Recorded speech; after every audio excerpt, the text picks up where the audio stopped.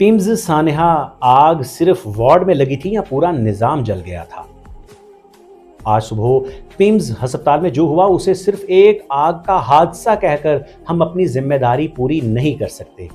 ایک نرسری میں 15 نومولود بچے تھے، ایک بچہ بچ گیا جبکہ 14 معصوم زندگیاں ختم ہو گئیں، یعنی 15 خاندان ختم ہو گئے، 15 مائیں اجڑ گئیں۔ کیا صرف اے سی کا کمپریسر پھٹا تھا یا ہمارے پورے نظام صحت کی کمزوریاں بھی پھٹ کے ہمارے سامنے آ گئی ہیں؟ ابتدائی سرکاری موقف کے مطابق آگ تقریباً 6:45 بجے اے سی کمپریسر میں خرابی دھماکے کے بعد لگی اور وارڈ میں موجود آکسیجن نے آگ کو تیزی سے پھیلایا۔ حتمی وجہ ابھی تحقیقات سے سامنے آئیں گی، لیکن میں یہاں پر ایک سوال یا بلکہ کئی سوال اٹھاؤں گا۔ اگر ایک اے سی خراب تھا تو کیا اس کا مطلب یہ ہے کہ 14 نومولود بچوں کو مرنا ہی تھا؟ نہیں، ایک محفوظ ہسپتال میں آگ لگنا بھی ممکن ہے، مگر آگ لگنے کے بعد بچوں کو بچانا نظام کی ذمہ داری ہوتی ہے، اور یہی اصل تفتیش ہے۔ پہلا سوال یہ ہے کہ فائر سیفٹی کہاں تھی؟ کیا نرسری میں مناسب فائر ڈیٹیکشن سسٹم موجود تھا کہ نہیں؟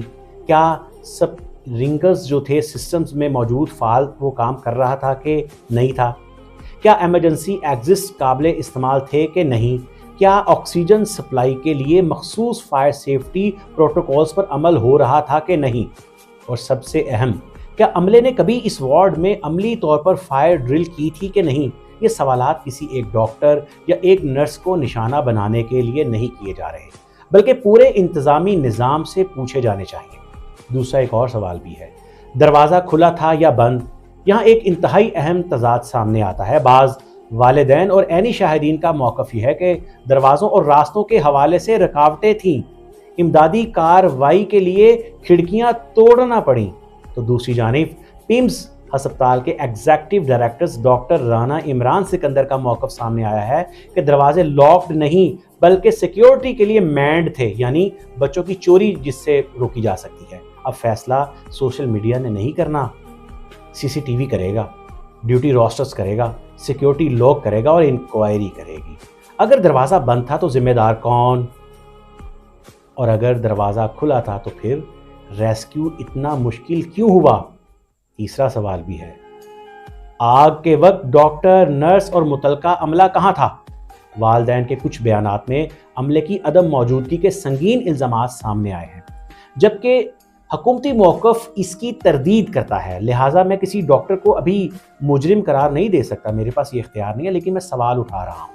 لیکن میں یہ ضرور کہوں گا کہ ڈیوٹی روسٹر عوام کے سامنے لایا جائے کہ اس وقت ڈیوٹی پر کون تھا، کس نے سب سے پہلے الارم بجایا، کس نے بچوں کو نکالنے کی کوشش کی، کس نے آکسیجن کو ڈسکنیکٹ کیا، کون تھا جس نے ایک بچے کی جان کو بچایا باقیوں کی جان کو کیوں نہیں، کس نے ایمرجنسی رسپانس ایکٹیویٹ کیا؟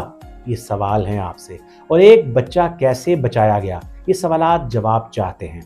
چوتھا سوال بھی ہے، ذمہ داری کہاں تک جاتی ہے؟ وزیر اعظم نے وفاقی ہیلتھ سیکرٹری محمد اسلم غوری کو عہدے سے ہٹا کر فوری کارروائی کا حکم دیا ہے کہ تحقیقات کی جائیں گی۔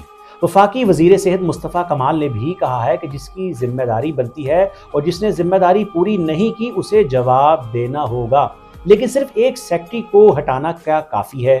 اگر تحقیقات میں ثابت ہوتا ہے کہ نہیں، یہ مینٹیننس کا پرابلم تھا، ناکافی تھی مینٹیننس، فائر سیفٹی کیا ناکافی تھی، ایمرجنسی ایگزسٹ ناقابل استعمال تھے، عملہ کم تھا، ان سارے سوالات کا جواب آنا بے حد ضروری ہے۔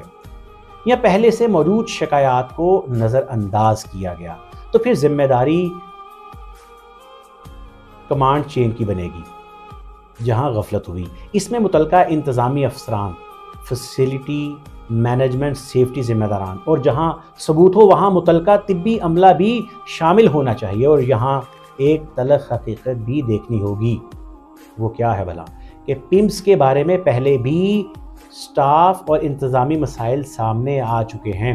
یعنی 2024 کی ایک رپورٹ کے مطابق ہسپتال شدید سٹاف شارٹیج کا سامنا کر رہا تھا۔ 2023 میں بھی پیمز میں خراب ایئر کنڈیشننگ کے باعث مریضوں کی اموات کا معاملہ سامنے آیا تھا۔ تو سوال یہ ہے کہ کیا ہم ہر سانحے کے بعد انکوائری کمیٹی بناتے ہیں یا رپورٹ آتی ہے، یا پھر پریس کانفرنس ہوتی ہے، کچھ افسر تبدیل ہوتے ہیں، پھر چند ماہ بعد کچھ دوبارہ معمول پر آ جاتا ہے۔ یہی تو اصل بیماری ہے۔ مجھے اور ان والدین کو صرف تعزیت نہیں چاہیے، انہیں اپنے بچوں کی باڈیز چاہیے، انہیں شناخت کا مکمل شفاف عمل چاہیے، انہیں ڈی این اے اور میڈیکل ریکارڈز کی درست تصدیق چاہیے، جہاں ضرورت ہو انہیں کمپنسیشنز ملنی چاہیے، انہیں یہ حق چاہیے کہ انہیں بتایا جائے کہ میرا بچہ کیسے مرا، یہ ان کا آئینی اسلامی حق ہے۔ میرا بچہ کیسے مرا، کس وقت مرا، اسے بچانے کی کوشش کس نے کی، اور اگر اسے بچایا جا سکتا تھا تو کیوں نہ بچایا جا سکا۔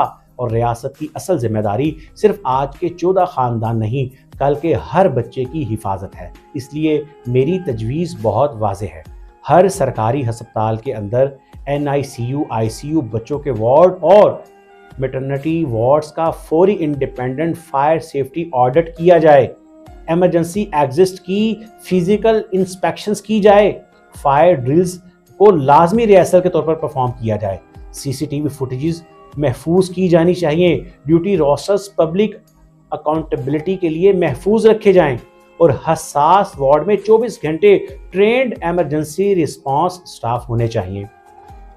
اور سب سے بڑھ کر ہسپتال میں فائر سیفٹی کو کاغذی سرٹیفکیٹ نہیں، زندہ نظام بنایا جائے، کیونکہ آج پمز میں 14 بچے اللہ کے حضور پیش ہوئے ہیں۔ اگر ہم نے صرف افسوس کیا اور نظام کو نہ بدلا تو کل کسی اور ماں کی گود اجڑنے کے امکانات موجود ہیں، کوئی اور بچہ اس آپ کی نظر ہوگا۔ یہ صرف پمز کا سانحہ نہیں، یہ ریاست سے ایک سوال ہے۔ اگر ایک نومولود اپنی جان بچانے کے لیے خود دروازہ نہیں کھول سکتا تو اس کے لیے دروازہ کھولنے کی ذمہ داری کس کی تھی؟ اور آج پاکستان کو اس سوال کا جواب چاہیے۔